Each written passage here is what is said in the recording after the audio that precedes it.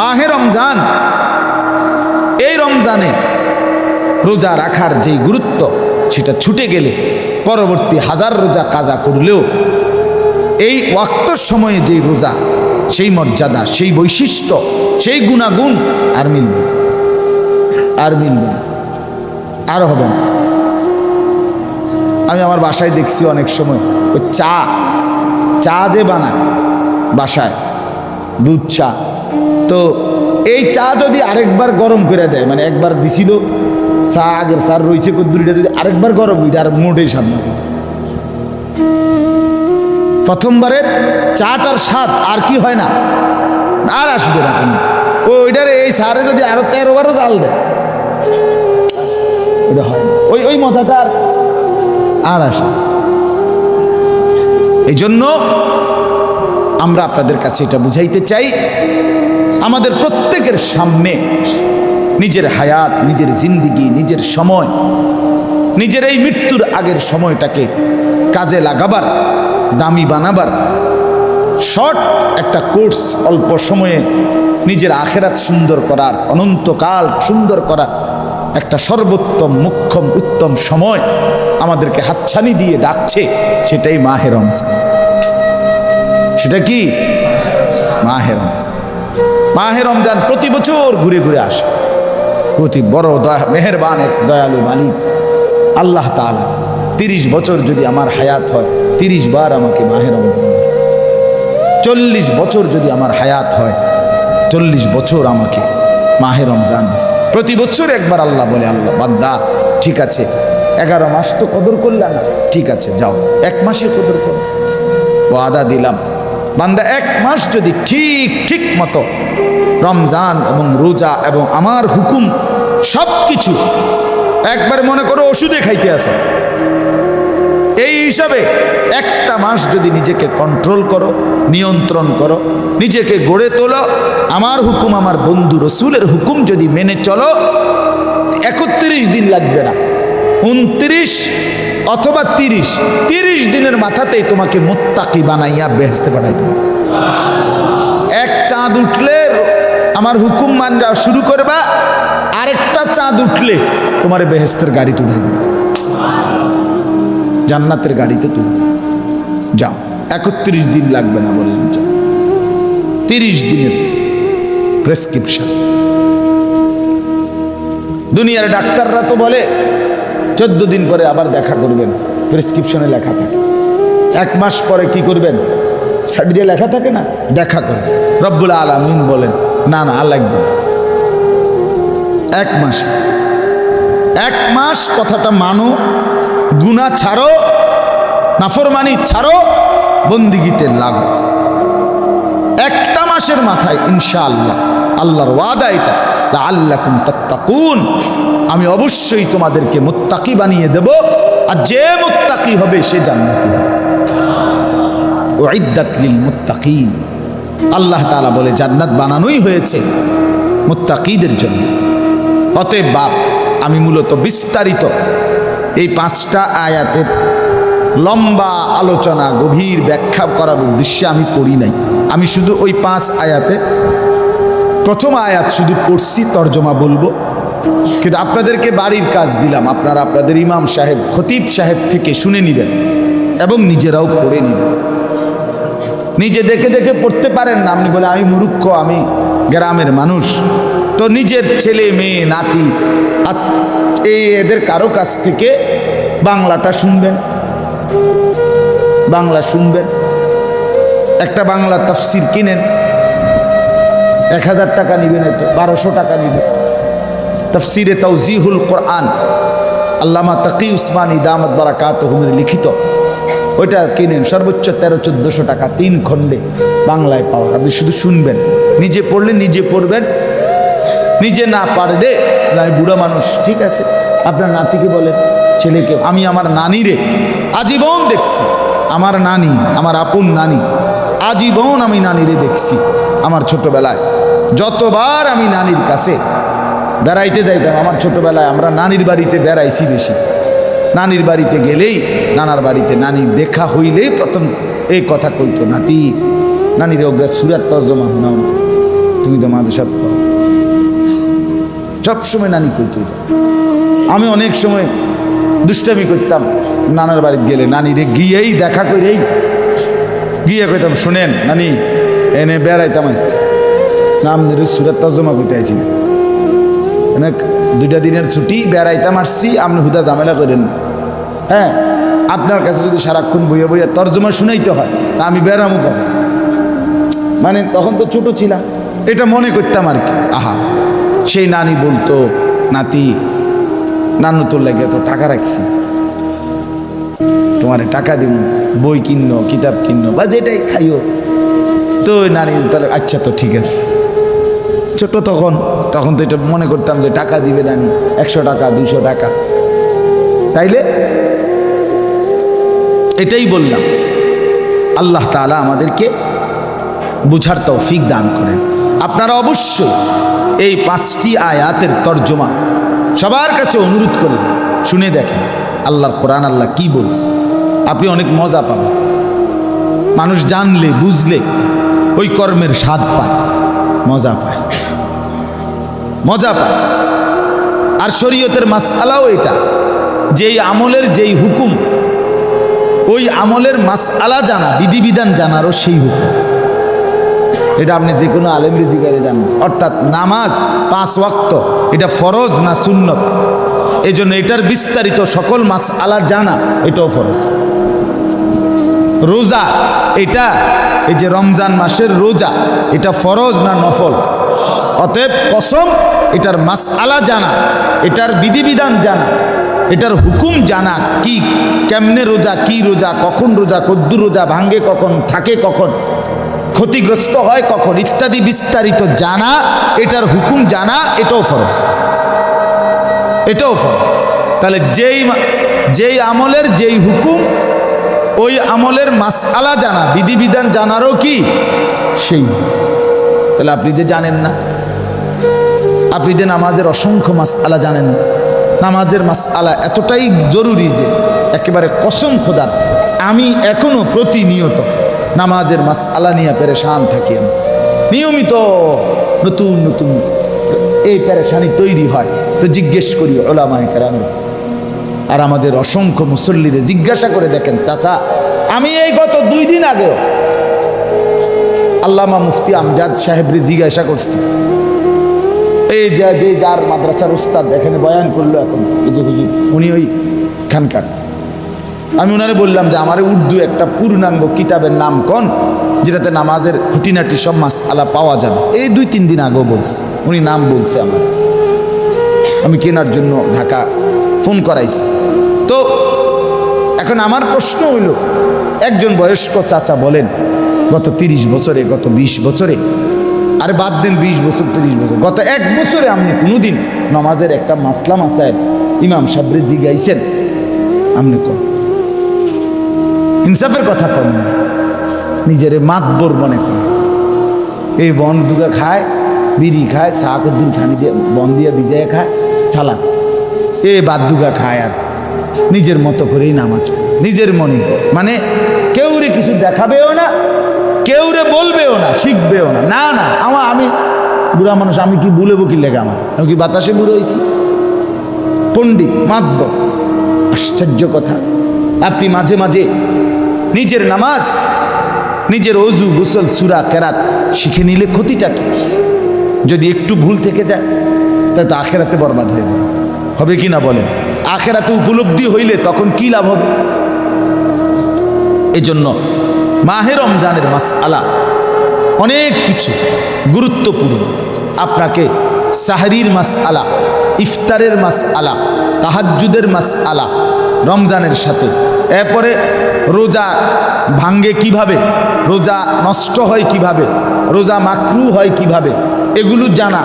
এরপরে দিয়ে রোজা আমার কাছে কি চায়, রোজাতে গুনাহ থেকে মুক্ত থাকা, রমজানের শেষ 10 দিনে এতেকাফ করা, রমজানের প্রথম 20 দিনের মধ্যে কি কি বন্দিগি করা, সবে কদরের ইবাদত কি, তারাবির নামাজ কিভাবে পড়ে, কখন পড়ে, কেমনে পড়লে উত্তম, কতটুকু পড়লে উত্তম, এই সব কিছু রমজান সম্পর্কিত গুরুত্বপূর্ণ মাসআলা মাসাইল জানা আপনাদের উপরে ফরজ।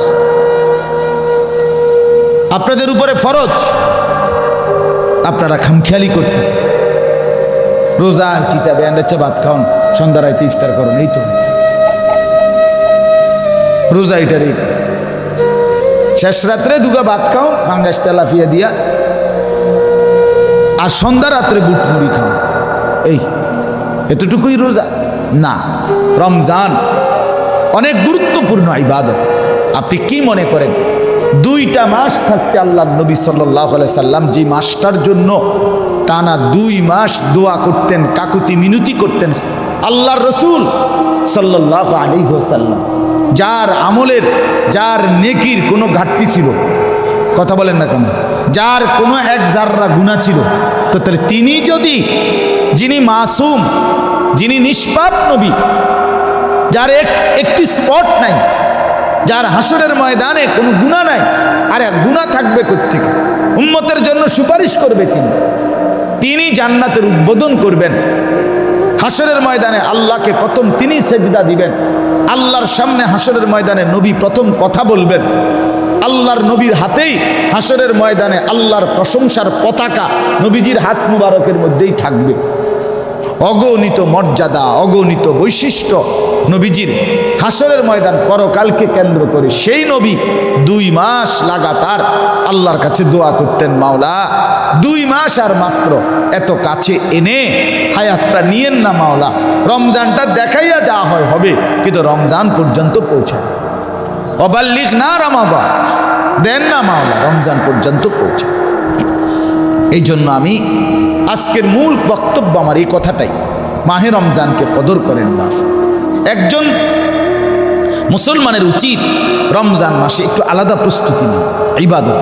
আমি রমজানের জন্য আমার অন্যান্য ব্যস্ততাকে আপনি কমান, আপনাকে এটা করতেই হবে। আপনার যদি আখিরাত লাগে, আপনি যদি মুত্তাকি হতে চান, আপনাকে একটু হইলেও আলাদা আপনার কথাবার্তা, চলাফেরা, আপনার কর্মব্যস্ততার ভিতর দিয়ে আপনার মধ্যে এটা বুঝতে হবে যে আপনি রমজানকে আলাদা ইবাদতের জন্য প্রাধান্য দিয়েছেন, এটা বোঝা যাইতে হবে। আপনি যদি আব্দুল কাদের জিলানিও হন, আপনি যদি কাবা শরীফের ইমামও হন, তারপরও আপনার উচিত মাহে রমজানে আপনার দ্বারা বোঝা যাইতেছে যে এবার রমজানের কারণে একটু আলাদা। কথা বোঝেন না কথা? উনি ব্যবসা কমায় দিছে, দোকানের টাইম কমায় দিছে, দুনিয়াবি যায় ঝামেলা কমায়া দিছে, অন্যান্য কাজ কমায়া দিছে, শুধুই আল্লাহর ইবাদত, জিকির, তেলাওয়াত, বন্দিগি, কান্নাকাটি, দোয়া, ইস্তেগফার, এই জিকির আজকারের মধ্যে লেগে গেছে। আমাদের যে সকল মসজিদে তালিম হয় ফাজাইলে আমাল, শেখুল হাদিস হজরত মাওলানা জাকারিয়া রহমতুল্লাহ আলাই, এই উনার জীবনীর মধ্যে আছে, উনি 60 বছর যিনি একটানা বুখারী শরীফ পড়াইছেন, এই বিশ্বের শ্রেষ্ঠ মুহাদ্দিস, যুগ শ্রেষ্ঠ আলেমে দ্বীন তিনি যখন রমজান মাস আসতেন পুরা পৃথিবী থেকে আলাগ হয়ে যাইতেন। কোনো মানুষের সাথে দেখা সাক্ষাৎ কথাবার্তা, কোনো সফর, কোনো বয়ান, কোনোখানে যেতেন না। তো পুরা সাহারানপুর, ওনার যেখানে থাকতেন ভারতের সাহারানপুর এলাকার মধ্যে সমস্ত মানুষের মুখে মুখে তখন এই আওয়াজ উঠত, সবাই বুঝতো, বলতো শায়েখের এখন রমজান মাস, শায়েখের এখন কি রমজান। অর্থাৎ যে কোনো মানুষকে দেখতো যদি দূর থেকে আইসা ওনার সাথে দেখা করতে আসছে, যেমন আমি সকালবেলা 12টার আগে আমার মাদ্রাসায় প্রতিদিন লোকজন দেখা করতে আসে আমার লগে, মাহফিলের বিষয়াদি নিয়ে কথা বলি, কারণ 12টার আগে আইলে আমার হুজুররা সবাই কয় যে হুজুর এখন ঘুমে, মানে অর্থাৎ আপনি এত আগে দেখা করতে আসতেন, বইয়ে থাকা লাগবে। কথাটা বুঝছেন? এটা তারা বুঝে জানে। তো ওনারা সবাই জানতেন যে শায়েখের এখন রমজান মাস, উনি রমজান মাসে গোটা দুনিয়া থেকে আলোক হয়ে যায়, গোটা পৃথিবী থেকে আলোক হয়ে যায়। এক মুমিনের বৈশিষ্ট্য, এক মুমিনের সিফাতে। আমরা একবারে সাধারণ, আমরাও আলহামদুলিল্লাহ এখন সব কথায় রমজানকে উল্লেখ করে কথা কই। টার্গেট এটাই, ভাই রমজানের আগে আর খালি নেই, আবার রমজানের পরে, রমজান পর্যন্ত ওনার ঝামেলার যাইন, আবার 8 তারিখ মার্চ মাসের 8 তারিখ উমরার ফ্লাইট, তো আবার রমজানের শেষে এতেকাফ, অর্থাৎ সব কথা রমজানের আগে এই টাকাটা মিলাইতে হইব, রমজানের আগে এই কাজটা শেষ করতে হইব, রমজানের আগে এই সিলেবাসটা শেষ করতে হইব, রমজানের আগে বন্ধ দিয়ে লাইতে হইব, রমজানের কয়দিন আগে আবার খোলা হবে মাদ্রাসা, মানে এই কথাবার্তি যেটাই কই শব্দ কোনটা? রমজান। শব্দ হলো রমজান। মোমেনের মুখে এখন শুধু রমজান, মোমেনের জপ হবে এখন মাহে রমজান। মাহে রমজান, আমার রমজান আসতেছে, আমার পরিবর্তন, আমার জান্নাতের সুযোগ আসতেছে, আমার নিজেকে পাক সাফ করার সুযোগ আসতেছে। এটা যদি আমরা না বুঝি, আমাদের আখেরাত, আমাদের মৃত্যু পরবর্তী জিন্দেগি কষ্ট হবে। এই জন্য আমি এই আয়াতের মাধ্যমে আল্লাহ তাআলা আমাদেরকে শুরু করলেন কথা, ইয়া আইয়ুহাল্লাযীনা আমানু, হে ঈমানদারগণ। তাহলে কাদেরকে বলছে? আমাদেরকে না অন্য কাউকে? আবার বলেন, ইয়া আইয়ুহাল্লাযীনা আমানু, হে মুমিনগণ, হে ঈমানদারগণ, কুতিবা আলাইকুমুস সিয়াম, তোমাদের উপরে ফরজ করা হলো সিয়াম, রোজা, কামা কুতিবা আলাল্লাযীনা মিন ক্বাবলিকুম, যেমন ফরজ করা হয়েছিল তোমাদের পূর্ববর্তীদের উপর। কেন ফরজ করা হলো রোজা? লাআল্লাকুম তাত্তাকুন, যেন তোমরা অবশ্যই হতে পারো মুত্তাকি, তোমরা তাকওয়া অর্জন করবে, আল্লাহ ভীতি অর্জন করবে, গুনাহমুক্ত জিন্দেগি অর্জন করবে। দেখেন আল্লাহ তাআলা বলছে তোমাকে আমি মুত্তাকি বানাবো এই মাসে, আর মুত্তাকি বানাইলেই তুমি জান্নাতি, মুত্তাকি বানাইলেই জান্নাতি। অতএব আপনাদের কাছে আমি অনুরোধ করছি, যুবক ভাই তোমরাও আমার একটা বিশেষ কথা শোনো। রোজা নিজের চরিত্র, নিজের ইজ্জত, নিজের সম্ভ্রম, নিজের আখলাক পবিত্র রাখার, সুন্দর করার সবচেয়ে কার্যকর একটি যুগান্তকারী পদ্ধতি রোজা, সিয়াম সাধন। রোজা মানুষের শাহওয়াত কমায়, রোজা মানুষের লজ্জাস্থানের চাহিদা কমায়, এজন্য মানুষের চরিত্র সুন্দর। এজন্য নবী সাল্লাল্লাহু আলাইহি সাল্লাম বলছেন, ইয়া মাশারাশ শাবাব, হে যুব সমাজ। আহা কি শব্দ এটা, আমি অবাক হই, এরকম কোনো হাদিস নাই হে বুড়া মিয়ারা, এরকম কোনো নবী ডাকেন, কিন্তু যুবককে নবী আলাদা ডাক দিয়েছে, ইয়া মাশারাশ শাবাব, হে যুব সমাজ। রাসূল বলছে, এই শব্দ যদি এখন নবীর মুখে শুনতাম কেমন লাগতো? নবীজি যখন ডাক দিত, যদি হে নওজোয়ান এ দাঁড়াও, আমি ডাকছি, তো কি মজাটা হইতো। তো নবীজি সাল্লাল্লাহু আলাইহি সাল্লাম বলছেন এটা, ইয়া মাশারাশ শাবাব মান ইসতাতা মিনকুমুল বাআতা ফালিয়াতাযাওয়াজ, তোমাদের যাদের বিবাহের সক্ষমতা, শারীরিকভাবে, আর্থিকভাবে, পারিপার্শ্বিক সব দিক বিবেচনা করে তোমরা বিয়ে করে ফেলো। চরিত্র নষ্ট করো না, আখলাক নষ্ট করো না। জিনা, ব্যভিচার, অশ্লীল ছবি, নর্তকীর নাচ গান, অসভ্য প্রেম, এর মধ্যে কোনো স্বস্তি, শান্তি, আরাম, তৃপ্তি কিচ্ছু নেই, শুধুই হতাশা বাড়ায়, আফসুস বাড়ায়, আফসুস বাড়ায়। এরপরে নবীজি বলেন, ফাইন্নাহু আগাদ্দু লিল বাসার ওয়া আহসানু লিল ফারজ, কেননা বিবাহ চোখকে নিয়ন্ত্রণ রাখে, লজ্জাস্থানকে পবিত্র রাখে, হেফাজত করে। এরপরে নবীজি বলেন, ওমান লাম ইয়াস্তাতি, এই যেটা আমি বলতে চাচ্ছিলাম, নবীজি বলেন, আর যার পারিপার্শ্বিকভাবে হয়তো আর একটু দেরি হবে, কোনো কারণে, অযথা না, যৌক্তিক কারণেই আর একটু দেরি করতে হবে বিয়ে, তাহলে নবীজি বললেন, ফাআলাইহি বিসসাওম, তুমি তোমার আখলাক, চরিত্র, তোমার শাহওয়াত, কামনা, বাসনা নিয়ন্ত্রণের জন্য সে যেন রোজা রাখে। কি রাখে? ফাইন্নাহু লাহু বিজাউন, কেননা রোজা কোনো ব্যক্তির কামনা বাসনা নিয়ন্ত্রণের কার্যকর মাধ্যম। তাইলে রোজা, আল্লাহ তাআলা বলছে আমি তোমাকে মুত্তাকি বানাবো। আর তাকওয়ার মূল অর্থ, এই কথাটাই শেষ, তাকওয়ার মূল অর্থ হইল বিরত থাকা গুনাহ থেকে। কোনো ব্যক্তি মুত্তাকি হয় দুই গুণে। কয় গুণে? এক নাম্বার, সমস্ত গুনাহ বর্জন করলে। 2 নাম্বার সমস্ত আদেশ পালন করবে, গুনাহ বর্জন আদেশ পালন, এই দুইটার সমন্বয় মুত্তাকি।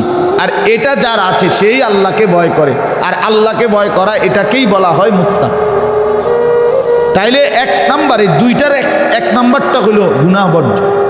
তো লাআল্লাকুম তাত্তাকুন, বর্জন করা, বর্জন, গুনাহ ত্যাগ করা। আর রোজা, সিয়াম, সাওম এই শব্দের অর্থ বিরত থাকে, বর্জন করা। as-সাওম, রোজা কাকে বলে? রোজা গ্রহণ করাকে বলে না, রোজা বর্জন করাকে বলে। কথা বোঝেন নাই আমার? খানা গ্রহণ করাকে রোজা বলে না, বর্জন করাকে রোজা বলে। পানীয় গ্রহণ করাকে রোজা বলে না, বর্জন করাকে বলে। স্বামী স্ত্রীর মেলামেশা এটা করাকে বলে না, বর্জন করাকে বলে। বর্জন করা, ছেড়ে দেওয়া, ত্যাগ করার মধ্যে রোজা। এই জন্য রোজার মধ্যে, রোজার হাকিকতে এটা বর্জন।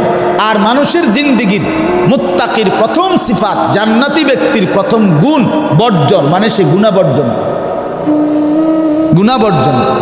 এই জন্য আল্লাহ তাআলা বলেন বৈধ জিনিস বর্জন করাইয়া, যেমন ডাক্তার বলছে গরুর গোশত আপনি আর খাবেন না, কেন? যেহেতু কোরআন সুন্নাহ এটাকে হারাম করছে, এই জন্য। আপনি আর কখনো চিনি খাবেন না, কেন? কোরআন সুন্নাহ এটা হারাম করছে, এই জন্য না। তাহলে বৈধ জিনিস আপনারে দিয়া বর্জন করাইয়া আপনার জীবনের চিকিৎসা, রোগের সুস্থতার করা হয়। ঠিক তেমনিভাবে আল্লাহ তাআলা বলে মিথ্যা, চুরি, ডাকাতি, জিনা, ব্যভিচার, মদ, জুয়া, সুদ, ঘুষ, হারাম উপার্জন এগুলো কি ক্ষতিকর না উপকারী? আল্লাহ বলে তোমাকে সেই ক্ষতিকর উপাদান থেকে বাঁচাবার জন্য আমি আল্লাহ আগে বৈধ জিনিস থেকে বর্জন করাইলাম। খানা বন্ধ করো, অথচ এটা হালাল। পানীয় বন্ধ করো, অথচ এটা হালাল। স্ত্রী স্বামী স্ত্রীর পবিত্র সম্পর্ক এটা হালাল, কিন্তু এটা ছাড়ো। বৈধটা ছাড়াইয়া তোমার প্রকৃত যে টার্গেট অবৈধ এগুলোর থেকে বাঁচাইতেছে। এই জন্য যে ব্যক্তি রোজা রাখে, রমজান মাসটা পায়, অথচ মিথ্যা, অন্যায়, অশ্লীলতা, নাফরমানি, হারাম রোজগার, বাটপারি, সিটারি, এই মোবাইলের নাচ গান, উলঙ্গ দৃশ্য দেখা, এই যুবক ভাই, এটা যদি চলতেই থাকে তাহলে তোমার এই রোজার কোনো অর্থ নেই। এটা রোজা না, রোজা মানে বিরত থাকা, রোজা মানে বর্জন করা। অতএব আমরা প্রত্যেকেই আমাদের হায়াত, আমাদের জিন্দিগির কদর করে আমরা যেন এই রমজান, আর একটা মাস নাই, আমরা ইনশাআল্লাহ পূর্ণ গুরুত্বের সাথে মাহে রমজানের হক আদায় করার চেষ্টা করব। ঠিক আছে? ইনশাআল্লাহ 5 ওয়াক্ত নামাজ পড়ার সিদ্ধান্ত নেন, রাত্রিবেলা তাহাজ্জুদ পড়ার সিদ্ধান্ত নেন, 20 রাকাত পূর্ণ তারাবি পড়ার সিদ্ধান্ত নেন পুরা মাস। ঠিক আছে না? ইনশাআল্লাহ। হ্যাঁ, সেহরির সময় 2 রাকাত, 4 রাকাত, 6 রাকাত নফল নামাজ পড়বেন। ইফতারির সময় দোয়া করবেন, সারাদিন বেশি বেশি আল্লাহ তাআলার কাছে দোয়া করবেন, কালেমার জিকির করবেন, ইস্তিগফার